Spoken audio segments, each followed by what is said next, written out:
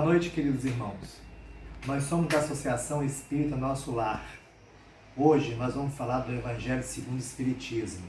Nós vamos falar do capítulo 3, Há muitas moradas na casa do meu Pai.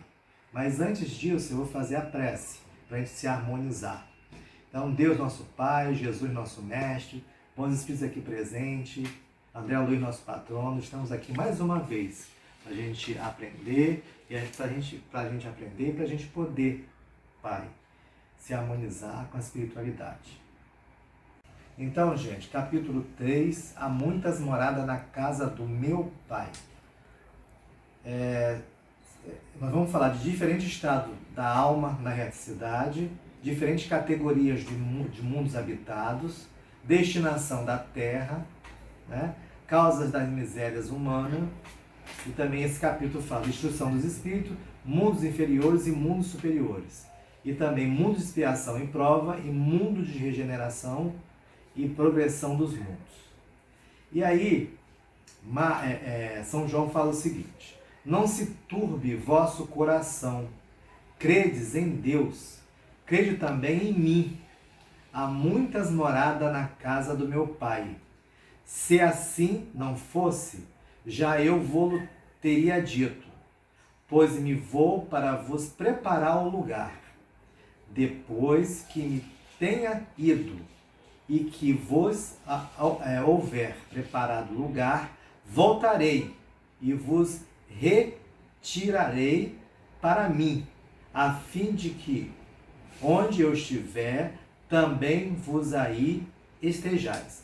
São João, capítulo 14, de 1 a 3. E a gente vai iniciando logo nos diferentes estados da alma na erraticidade. A casa do meu Pai, a casa do Pai é o universo. As diferentes moradas são os mundos que circulam no espaço infinito e oferecem aos espíritos que neles encarnam moradas correspondentes ao nosso adiantamento. Mas vejam bem, hoje, né, até as crianças, né, no estudo, né, elas já sabem isso, porque já sabem que o universo é povoado por planetas, por galáxias, né, e ali tem uma porção de planetas. É impossível que esses planetas não sejam habitados. Então a casa do meu Pai é o que? O universo que tem todas essas galáxias e todos esses planetas. Independentemente da diversidade dos mundos, essas palavras de Jesus também podem referir-se ao estado venturoso ou desgraçado do espírito na erraticidade. Erraticidade é o lugar onde o espírito, depois que desencarna, né, ele fica lá estagiando, se acertando. Conforme se ache este mais ou menos depurado, o espírito, e desprendido dos laços materiais, variarão ao infinito o meio em que ele se encontre. O aspecto das coisas, as sensações que experimentam, as percepções que tenha, enquanto uns não se podem afastar da esfera terrestre onde vivem, outros se elevam e percorrem o espaço e os mundos, devido à sua moralidade, devido ao seu conhecimento. Enquanto alguns culpados erram nas trevas, né? E os bem-aventurados gozam de resplandecentes caridades e dos espetáculos sublimes do infinito. Finalmente, enquanto o mal, atormentando de remorsos e pesares, muitas vezes isolados, sem consolação, separados dos que constituem o objeto de suas afeições, pena sobre o grau dos sofrimentos morais, o justo, com convívio com aqueles a quem o ama, frui as delícias de uma felicidade divisível.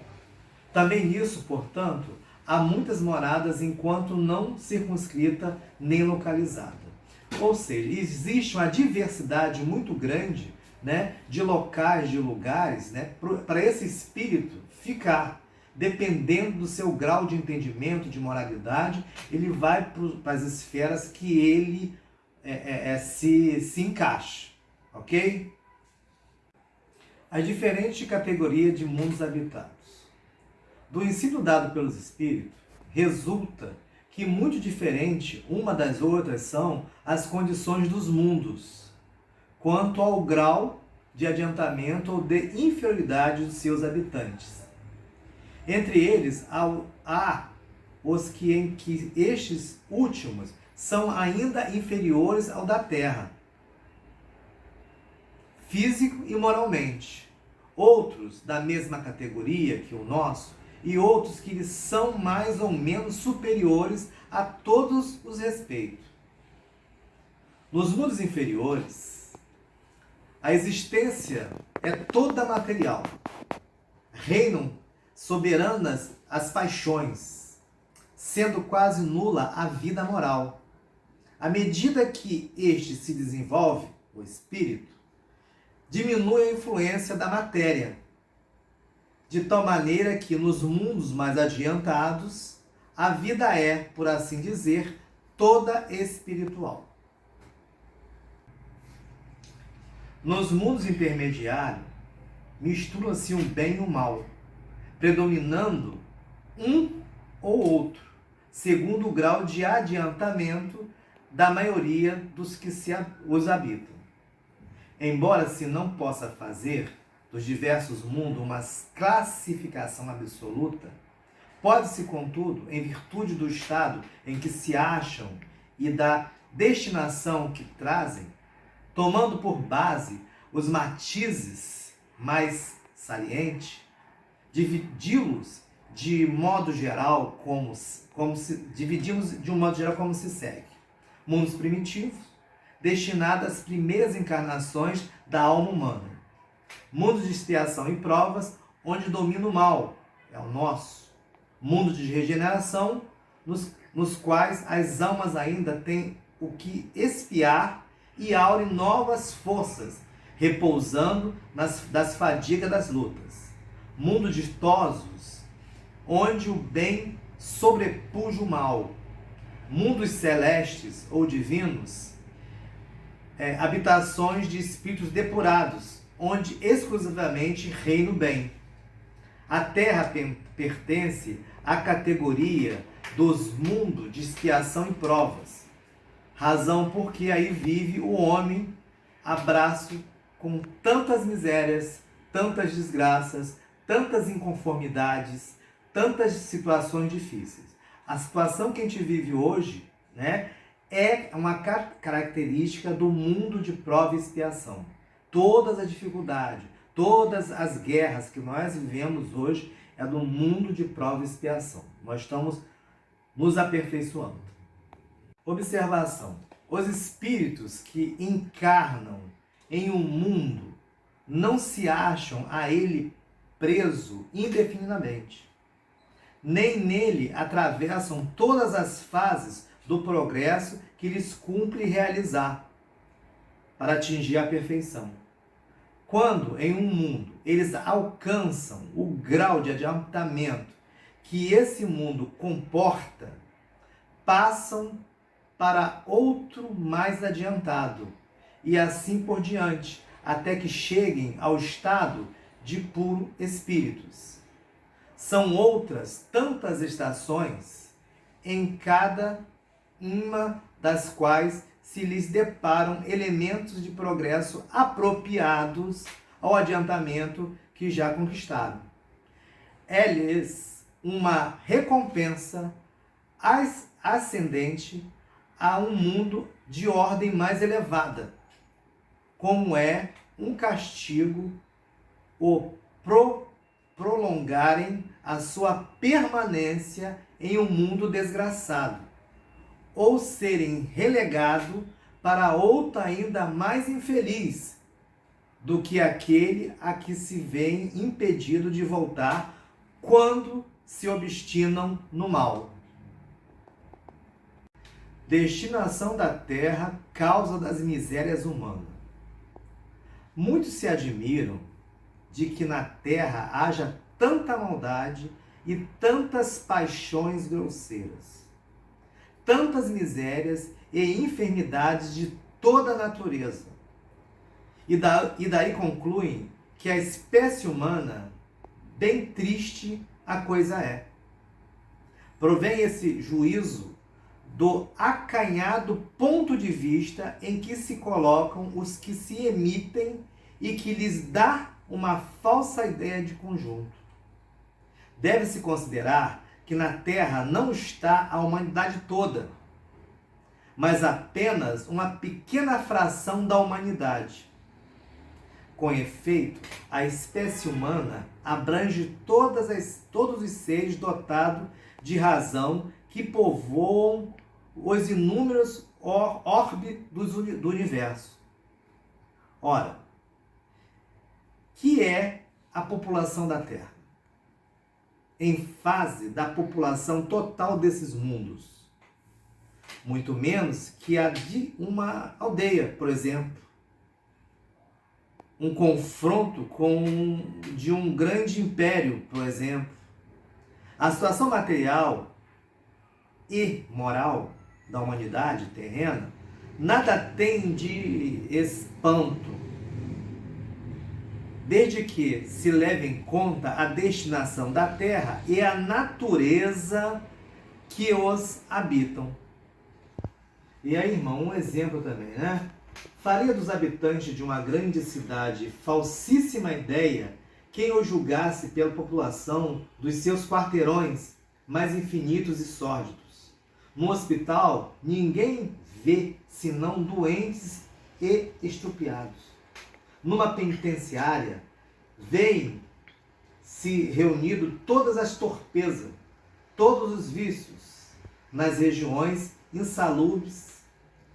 Os habitantes, em sua maioria, são pálidos, franzinos e enfermiços. Pois bem, figure-se a Terra como um subúrbio, um hospital, uma penitenciária, um sítio malsão.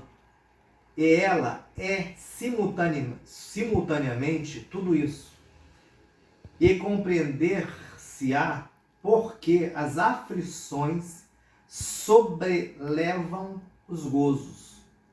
Porquanto não se mandam para o hospital os que se acham com saúde, nem para as casas de correção os que nenhum mal praticam, nem os hospitais e as casas de correção se podem ter por lugares de deleite. Irmão, então esse capítulo fala das moradas do Pai.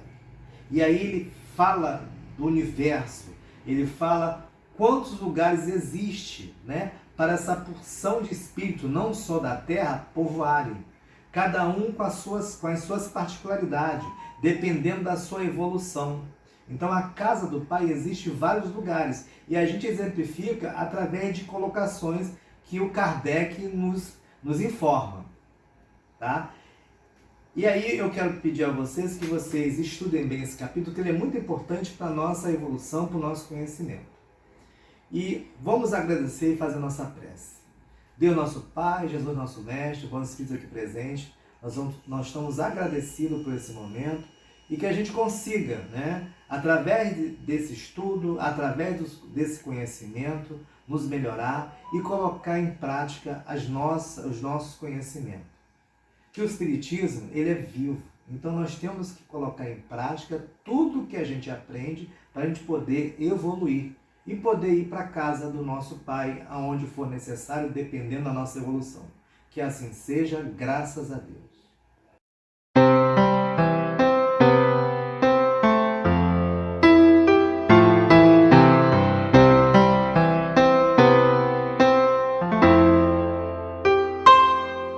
A noite no céu são estrelas que brilham, meus olhos que brilham também.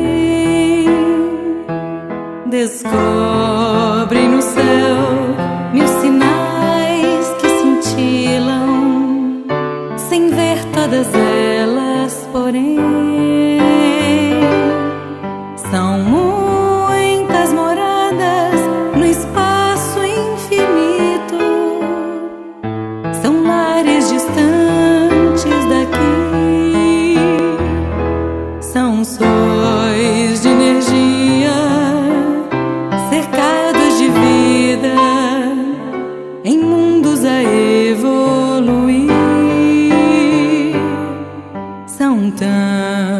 nossas moradas são outras pousadas de almas irmãs como